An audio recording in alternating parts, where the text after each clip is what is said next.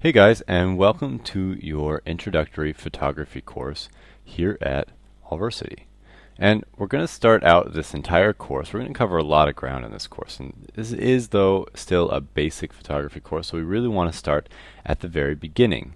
And for me, the very beginning would mean defining what photography means. So how about we first take a look at the word itself. Take a close look. You can see as where I put kind of a space here, there's actually a space here between the two words. And this mostly is because I'm got bad handwriting. But if you take a look, you see photo and graphy, two words. And if you're a little bit familiar with English, you've seen this graphy attached to lots of other different words that aren't photo. But let's take a look at photo. Photo is a Greek word for light. And light not in the sense of heavy or light, but set light in the sense of the sun, like what you see with your eye.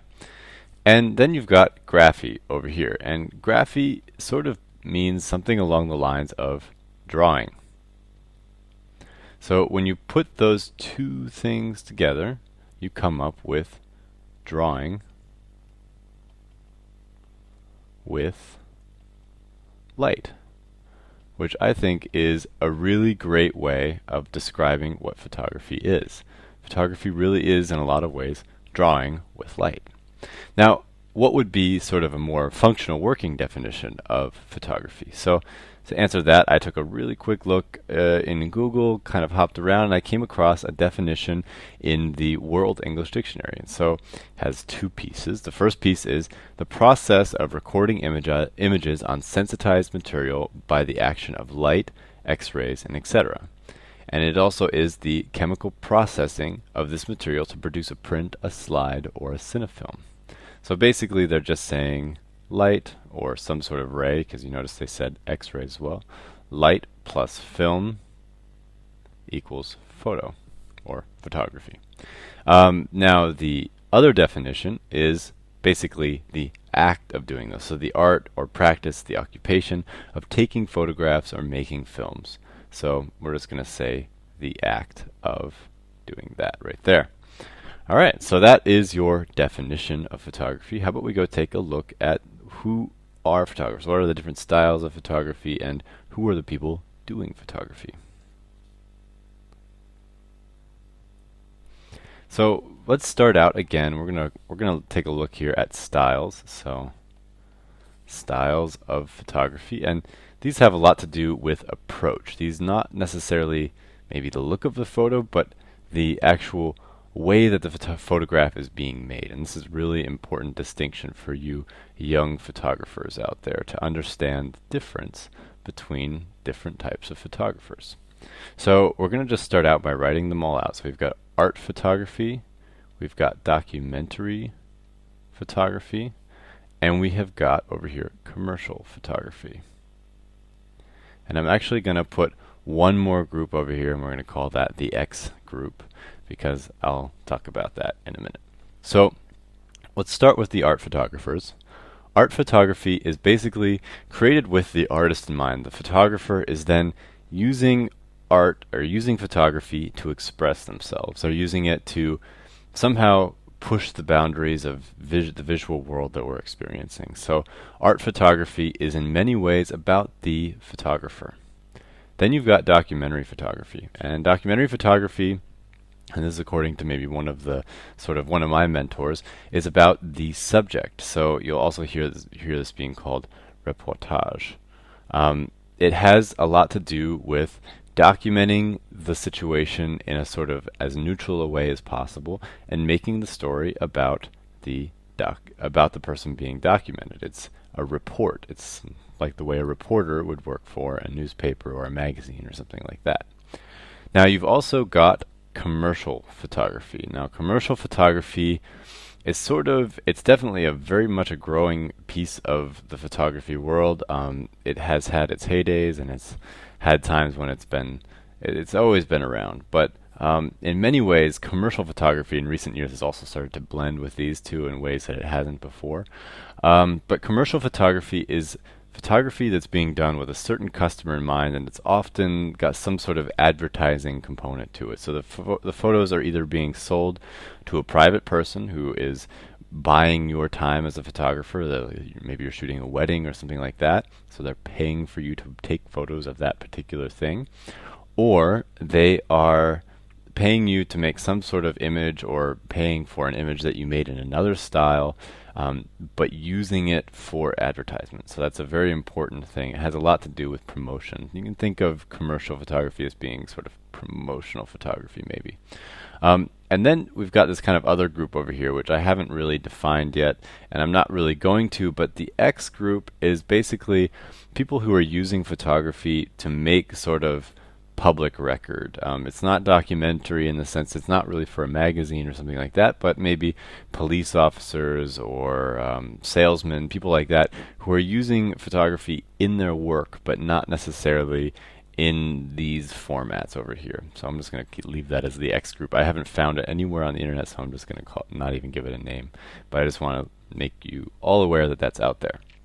Alright, so you can do all of these different styles of photography in a couple different ways these days. I mean, in the modern world, we have, everybody knows, we have digital photography. So this is the way that most of us are taking photographs these days. But that's actually not that old. I mean, when I was a kid, you didn't have digital cameras.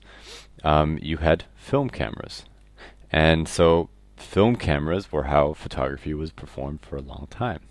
You also have, and this is kind of comes as a surprise to some people, you also have video. Some people are like, wow, video, is that photography? Well, yeah, it's photography. It's just photography that happens to be moving at about 24 pictures per second or so. All right, so how about we go take a look at some different examples of photography. Here we have got Ansel Adams, and Ansel Adams was an American photographer in the 20th century.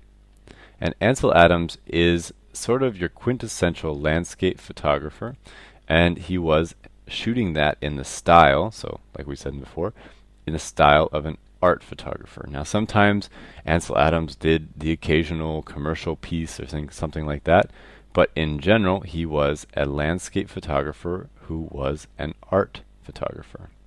So landscape was his specialty. It was the sort of the thing that he liked to photograph, his specialty, but he was an art photographer.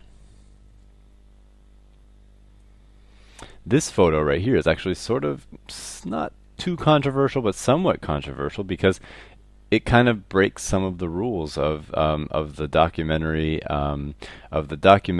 and art photography sort of boundary. It was made by a woman named Dorothea Lange. Dorothea was a photographer, and during the Depression in the United States, it was a time back in the 30s when everyone ran out of money, everyone was very poor, and the government basically went around and hired artists to do projects. Dorothea Lange was sent out with her camera through the United States to take photographs. And this is one of her most famous, probably is the most famous photograph that she ever took, and it's called The Migrant Mother.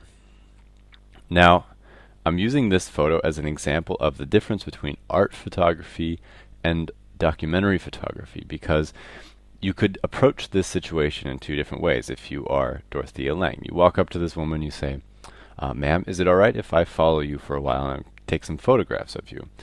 And then you would proceed to take photographs while this woman was going about her day.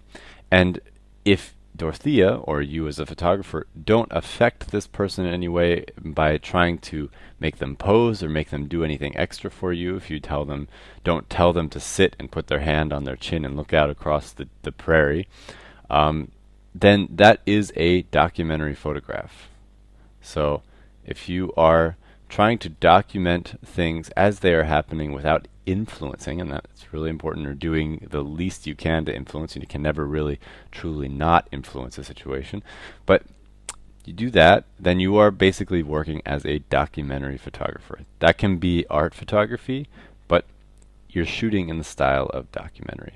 Now, if you were to walk up to this woman here and say, I'd like to take some pictures of you, and then tell her, well, I'd like you to put your hand on your chin and look out across the prairie, and kids, if you could put your head sort of on her shoulder or behind her back, That'd be great. Thanks. And then take some photos. That would then, in that case, no longer be a documentary photograph. That is, well, I guess you could call it art photography. But it's no longer documentary in the sense that we think of it today. Back in the time when Dorothea Lange was working, the rules about this were there, but they weren't necessarily as strict as they are these days. And so, you know, whatever ended up happening with this story, whether this is a documentary photograph or an art photograph, in many ways it has become over time, no matter what happened, sort of seen as a documentary photograph because it captures a time and an emotion and a piece of American history in a way that's very unique. But it's just one thing to think about as you're approaching the difference between documentary and art photography. Now here, right, this photo would be a classic example of documentary that's sort of like an artistic documentary photo. It's taken by one of really my favorite photographers. I love this guy. His name is Henri Cartier-Bresson. He's a French guy who worked as a photojournalist. It's one of my favorites, and I spell his name wrong. He's a French photographer who worked for big photo agencies back. He was one of the founders of Magnum, which is a huge photo agency, very important in the history of photography. And you can see here that you can shoot in documentary style. So this is a documentary photograph, but that it can still be artistic. That is totally cool. You can be artistic. It doesn't necessarily be an art photograph. So what makes this photo artistic? Well, I really love this photo because you have all these great shapes. So you've got this guy, this is a statue, this is a very famous artist apparently at the time. Got this guy's legs, look at his legs, and then look at the artist's legs, and look at his posture. Same thing.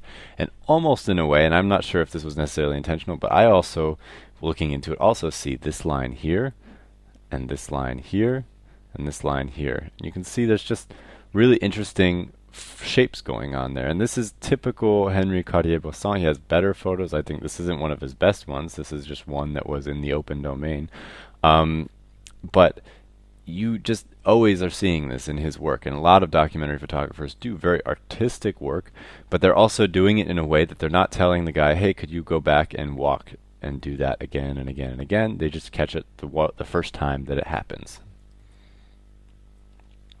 Now we're going to move into commercial photography. So these two things that you're seeing right here are most certainly, or often are, commercial. So most of the wedding photography that you see, unless you're shooting it as a photojournalist for a magazine or something like that, if you're being hired by the bride, or most likely by the bride's father, you are working as a commercial photographer.